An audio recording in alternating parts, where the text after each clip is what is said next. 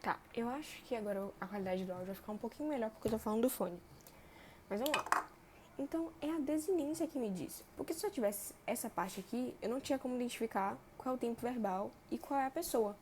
Porque quando eu falo, por exemplo, cantei, você automaticamente entende que eu tô falando que eu cantei. Porque essa parte daqui do verbo me diz que esse verbo tá na primeira pessoa. Beleza? Então, todos os verbos de todos os modos verbais possuem essa característica.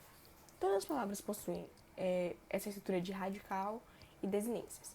Mas quando a gente fala de desinências nos verbos, a gente vai ter dois tipos. A gente vai ter a modo temporal, que é que ela me diz? O modo do verbo,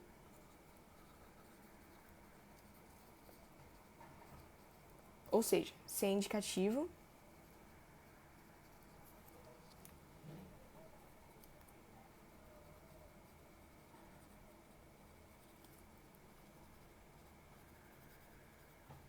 certo? Se é indicativo, subjuntivo ou imperativo. E eu tenho o tempo.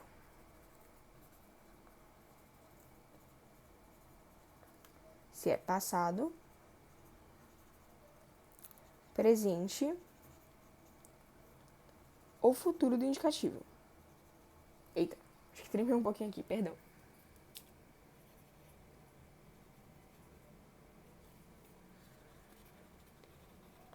Então, o que me ajuda a entender qual é o tempo verbal de cada verbo, qual o modo que esse verbo está conjugado, são as desinências. É isso que me ajuda, beleza? Então, nesse sentido, a gente vai pensar nessa característica peculiar para cada uma dessas, para cada um desses tempos do modo indicativo, certo? Eu tô falando agora, só tô falando do modo indicativo. Vou passar uma linha aqui. Eu tenho mania de fazer isso com caderno, perdão. Mas vamos lá. Eu vou começar com o presente.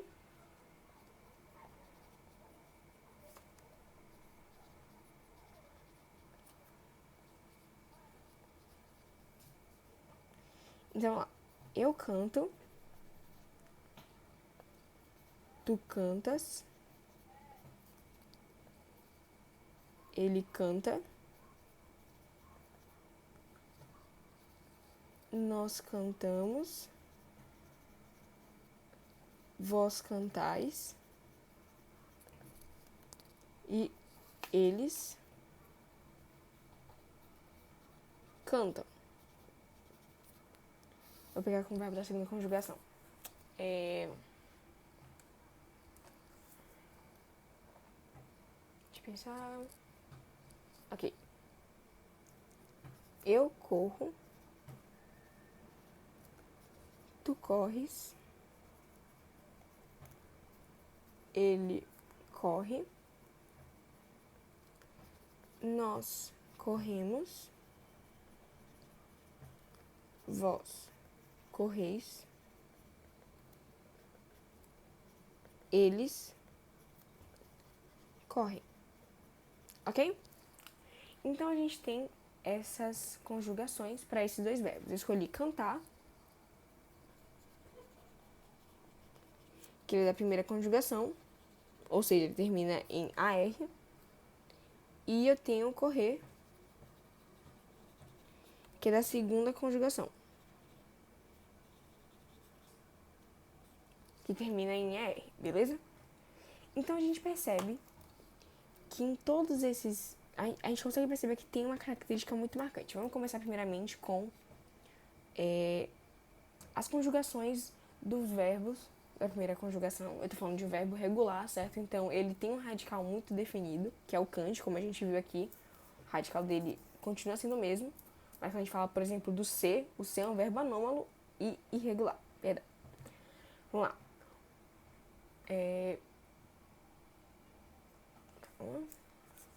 Só agitando aqui o enquadramento. Vamos lá. O cantar, ele quando conjugado, ele possui essa característica muito marcante de que o A, ele tá em praticamente todas as conjugações. Só não tá na primeira porque essa desinência aqui, ela é número pessoal. Ou seja, ela indica o número e a pessoa. Então, indica se é a primeira, segunda, terceira pessoa do plural ou do singular. Então, essa aqui está me dizendo que esse O aqui, se eu tivesse qualquer outra letra, não seria a indicação de que eu estou falando na primeira pessoa. Mas pelo fato de eu ter esse O, significa que eu estou falando de mim. Eu estou falando da primeira pessoa do singular. E aí as outras vão ser, esse azinho aqui, vai ser uma desinência o quê? Modo temporal. Ela me diz qual é o tempo do verbo e ela me diz qual é o modo.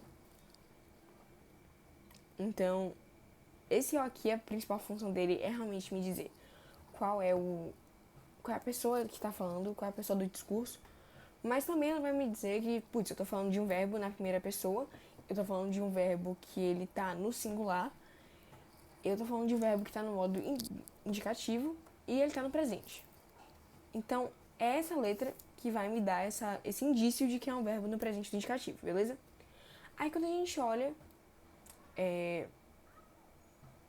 o verbo correr, também é uma coisa muito interessante, porque você percebe que só na primeira conjugação aqui que a gente fez, que foi da primeira pessoa, que a gente tem esse O, que mais uma vez é uma desinência que me diz que eu estou falando de um verbo na primeira pessoa. Então, eu sou a pessoa do discurso. E aí tá. No resto, eu percebo que o tá em todas as conjugações, todas. Então, você percebe que toda vez que eu tiver um verbo regular conjugado de modo que a gente tenha essa estrutura do radical mais a desinência, mas essa desinência que é realmente característica da conjugação. Calma, vou tentar simplificar o que eu falei. Essa desinência que mostra pra gente em que tempo que eu tô conjugando o verbo e qual é o modo,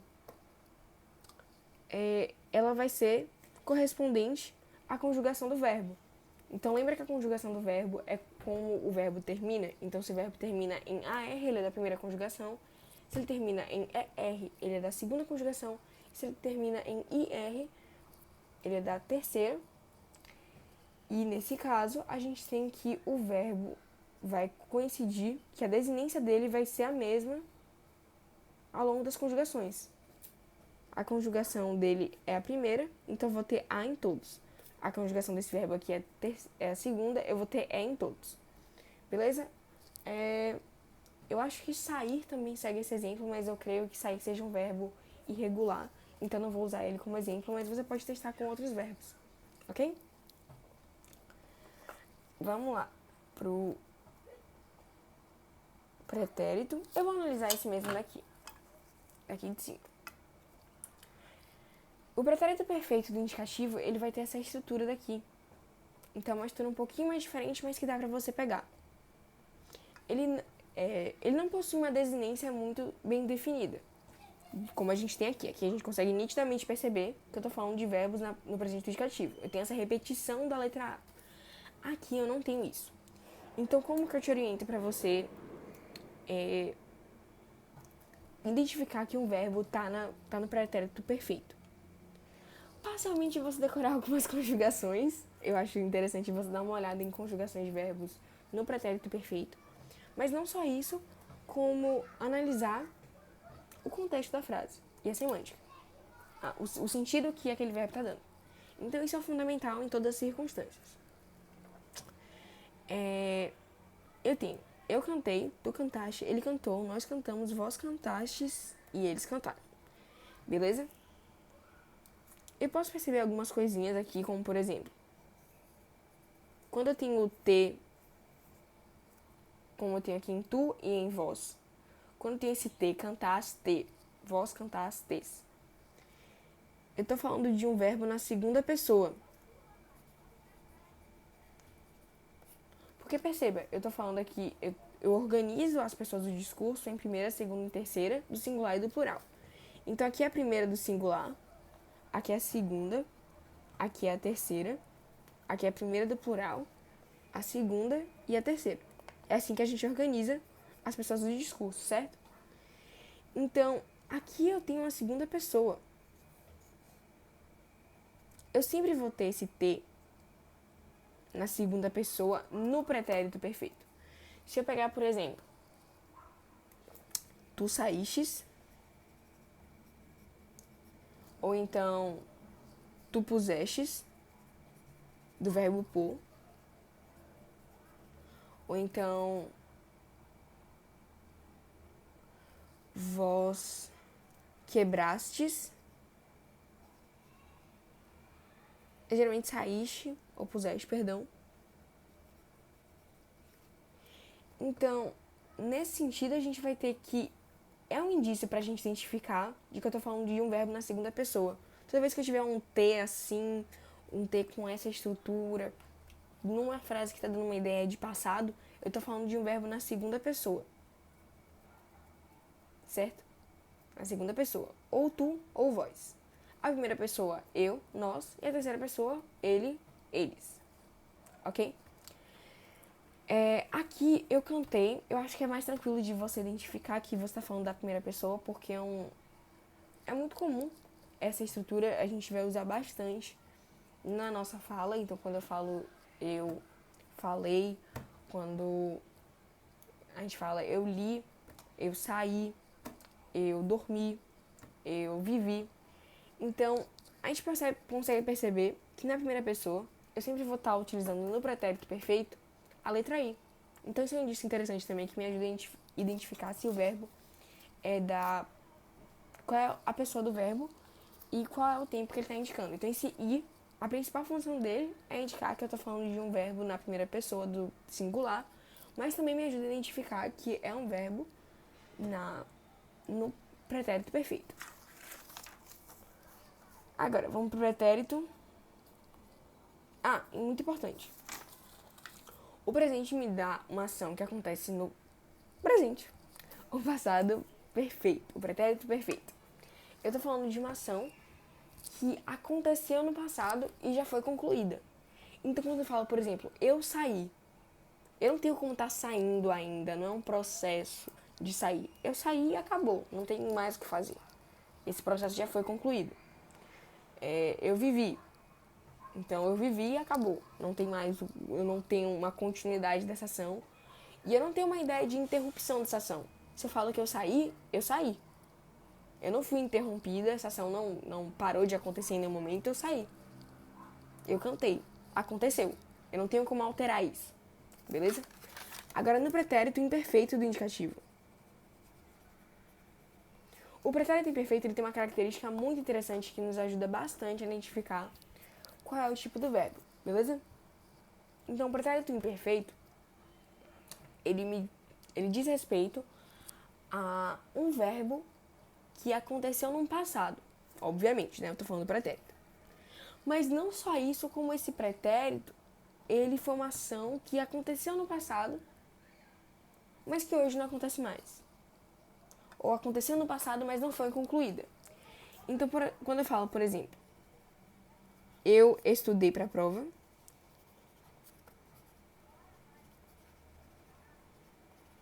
é diferente de eu falar eu estudava para provas. Porque o sentido que eu tenho aqui é de que eu já estudei. A ação foi concluída.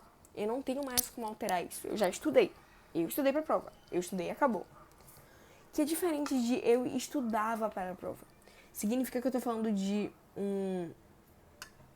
uma ação que eu fazia no passado, mas que agora eu não faço mais. Então, se em algum momento da minha vida eu estudei, hoje eu já não estudo mais. É isso que está me dizendo que atualmente não acontece uma ação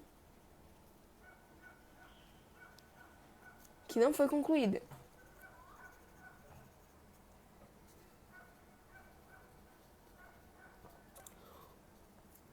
Porque eu posso simplesmente, isso aqui é uma ação que eu consigo voltar a fazer. Certo? Eu posso falar, eu não estudava para as provas, mas recentemente voltei a estudar. Então, o que significa? Que eu não antes eu não estava estudando e agora eu voltei a estudar. Eu consigo fazer com que essa ação volte a acontecer e seja concluída. Aqui não. Aqui ela acabou e morreu. Não tem mais o que fazer. Então aqui é uma ação no passado definida.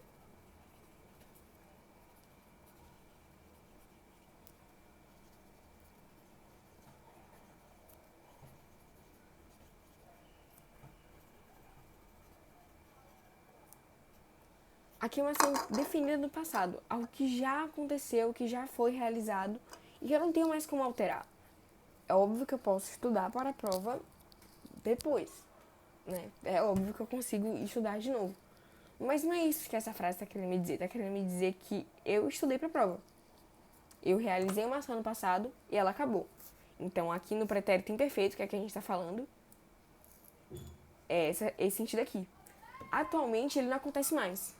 Então, se você estudava numa escola antes de entrar no CMS, essa ação já não acontece mais hoje, porque hoje você está estudando no CMS. Então, são esses exemplos que a gente tem para o pretérito imperfeito. E o pretérito imperfeito tem desinências modo temporais muito marcadas, diferentemente daqui. Aqui você vai perceber que eu falei muito geralzão, certo? Aqui realmente tem uma desinência mais fixa, mas mesmo assim não é algo muito específico. Já aqui eu tenho uma desinência modo temporal. Ou seja, se eu vi essa desinência no verbo, se eu vi essa estrutura no verbo, eu posso bater o olho e afirmar com toda certeza que é pretérito imperfeito. Porque aqui eu tenho essas desinências, certo? Que são as seguintes. Para verbos da primeira conjugação,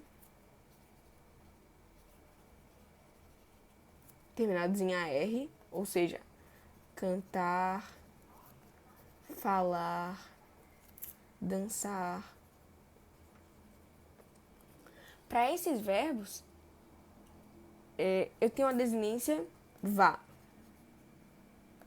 Ou seja, o verbo vai terminar nessa palavra daqui, vai terminar nessa parte daqui. Beleza? Então, eu cantava, eu falava, eu dançava.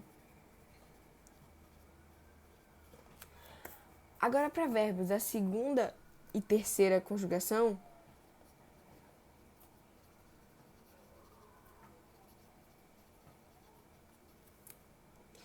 eu vou ter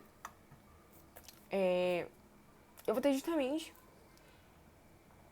um verbo que vai terminar em ia. E só para relembrar quais são os verbos da segunda conjugação e da terceira, são terminados em ER e IR, ou seja, fazer, comer, sair, ferir. Então, conjugando isso aqui, eu vou ter o seguinte. Eu fazia, eu comia, eu saía, eu feria. Então, perceba que todos esses da primeira conjugação vão terminar em vá e todos da segunda vão terminar em ia. Quais são as exceções? Verbo ser. O verbo ser ele é muito específico, porque ele, como eu falei, ele é um verbo que ele foge de todo padrão. Porque o verbo ser só tem 3 letras. Então é muito difícil de você manter um radical com o verbo ser. Assim, logicamente falando. Se tem uma palavra com mais letras, é mais fácil de eu manter essas letras quando eu vou fazendo as conjugações. Aqui eu tenho uma palavra com 3 letras, não tem muito o que eu fazer, não tem muito o que eu colocar. Então, nesse caso, quando eu falo do verbo ser, quando ele acontece no passado imperfeito, ele vai ser o era. E aqui, aqui vai seguir a mesma regra, só que a gente tem o fora. Por exemplo, eu fui, tu fostes. Percebe que o T volta aqui? Ele foi. E assim por diante. Então, a gente percebe que essa desinência aqui se repete. Toda vez, em todos os verbos do pretérito imperfeito, o ia vai se repetir. E todas as vezes nos verbos de primeira conjugação, o vá vai se repetir no pretérito imperfeito. Beleza? Agora, o futuro. O futuro tem dois tipos. O futuro do presente, que é quando algo acontecerá com toda certeza.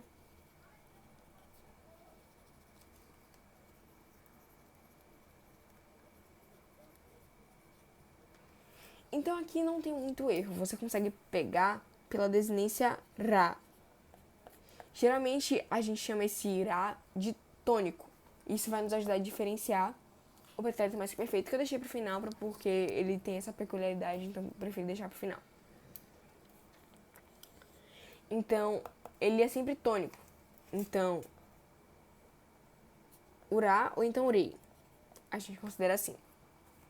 Por conta do eu farei. Eu farei. Tu farás. Eu sairei. Nós faremos. Ah, na real, não é nem urei, é o RE. Eu farei, tu farás. Eu sairei, nós faremos. Vós fareis. E assim por diante. Então a gente tem essa marca no futuro do presente. No futuro do pretérito, a gente tem uma marca que, primeiramente, a gente precisa entender o que é o futuro do pretérito. É quando eu tenho um passado numa situação hipotética. Então, se, por exemplo, eu estivesse imaginando que eu fui pro, sei lá, colégio militar de BH. Então, quando eu falo, se eu fosse pro colégio militar de BH, eu provavelmente comeria pão de queijo todo dia, sei lá. Então, eu faria, eu agiria, eu comeria. Você percebe que todos esses verbos terminam em ria, com variação em iria. Isso aqui a gente chama de variação da desinência, tá? Então, a gente tem a desinência ria, isso aqui é a variação dela. Então, eu tenho eu faria, eu sairia, eu comeria, eu cantaria, tu comerias. Esse aqui é mais chatinho de escrever. Mas é menos usual, então você não precisa se preocupar. Então todos os pretéritos, ou todos os futuros do pretérito terminam em ria ou ria. Então eu sairia, eu comeria, eu cantaria e assim por diante. E aí eu deixei o pretérito mais perfeito pro final, porque o pretérito mais perfeito, ele termina em ra. Só que é diferente desse daqui. Quando eu tenho acento, ou seja, quando ele tem um som mais forte, eu farei, eu sairei, esse som mais forte, ele é do futuro. Mas quando ele é comera, bebera, saíra, jantara. Todos esses verbos aqui, eles terminam nesse irá. Só que perceba que a diferença é que nenhum deles tem acento. E nenhum deles é a sílaba tônica, ou seja, é a sílaba mais forte daquela palavra, quando a gente fala. Nenhum deles é. Esse irá aqui é átono, enquanto esse daqui é tônico. Beleza? Tônico porque é o que a gente pronuncia mais forte, e átono porque a gente não tem essa tonalidade tão forte, né? O tom não é tão forte. Então a gente chama de desinência de uma desinência tônica, a desinência do futuro do presente, e uma desinência átona, a desinência do futuro do pretérito. Ou do pretérito mais perfeito. E o pretérito mais perfeito acontece quando eu tô falando de um passado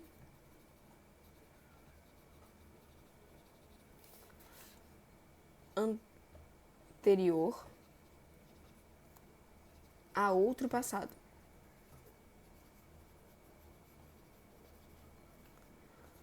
Quando Ah, e outra coisa. Aqui, eu também tenho outra característica muito importante, que é a presença do tempo composto, certo? Então, eu posso formar uma palavra com tinha ou havia. Esses dois verbos aqui estão no pretérito imperfeito, só que eles estão conjugados. O verbo ter também é um verbo irregular. Ele não é anômalo, mas ele é irregular. E o havia também é irregular. É por isso que eles têm esse tinha. Como eu te falei, a desinência mais comum é o ia e o vá. Então são essas duas. E aí o tinha é meio diferentão. E aí, nesse sentido, a gente tem que ele é somado, na realidade, com o verbo que a gente quer. Então, esse verbo vai estar como? Ele vai estar no particípio. Então, ele vai terminar em do. Ou a do ido. Mas, por exemplo, nesse exemplo que eu acabei de mostrar aqui, verbo terminado. Tá engraçado. Não tinha planejado isso. Mas vamos lá. Quando eu uso tinha e terminado, por exemplo, eu não tinha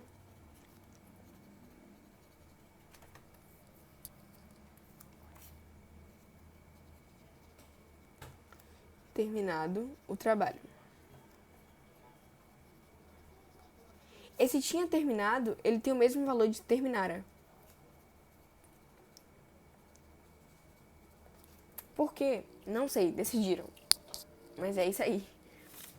Enfim, aí a gente tem toda essa análise para os verbos do modo indicativo. Então, esse é o modo indicativo. Esse é o modo que você mais vai usar. Ok? É isso. Eu gravei uma aula de meia hora. Então, eu vou dar um tempinho para poder mandar ela para você.